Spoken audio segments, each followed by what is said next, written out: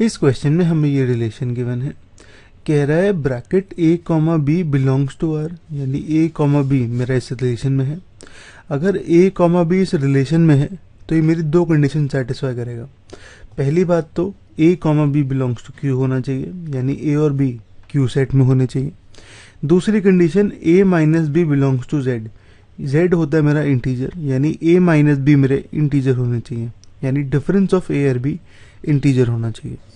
अब हमें प्रूव करना है कि b comma A belongs to R, यानी b कॉमा ए मेरे इस रिलेशन में होंगे, यानी हमें यही दो कंडीशंस प्रूव करनी है। यहाँ a कॉमा बी था, हमें b कॉमा ए करना है, यानी a की जगह b और b की जगह a, ये प्रूव करना है। फर्स्ट कंडीशन होगी मेरी b comma A belongs to q। अब मुझे गिवन है a comma B belongs to q, यानी a और b q सेट में है, तो b कॉमा ए भी बिलोंग्स टू q होगा, क्योंकि वो भी सेम चीज़ कह रहा है, b और a q सेट में है।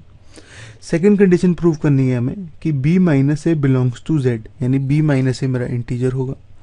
अब मुझे गिवन है a माइनस बी इंटीजर है, यहाँ से नेगेटिव ऑफ इंटीजर मेरा इंटीजर होता है। जैसे मैं 2 को अगर नेगेटिव लूँ तो -2 आता है, 2 और -2 दोनों इंटीजर है। ऐसे ही a माइनस बी इंटीजर है, अगर इसका नेगेटिव ले लूँ तो वो भी इंटीजर होगा, यानी minus of a minus B integer होगा। इसका मतलब b माइनस ए इंटीजर होगा, यानी हमने यहाँ पे प्रूव कर दिया कि b minus A belongs to z होगा। हमने दोनों कंडीशन प्रूव कर दी, b comma A belongs to q और b minus A belongs to z। इसका मतलब ये जो हमारा दोनों कंडीशन सेटिस्फाई होगी, यानी मेरा b कॉमा ए इस रिलेशन में है।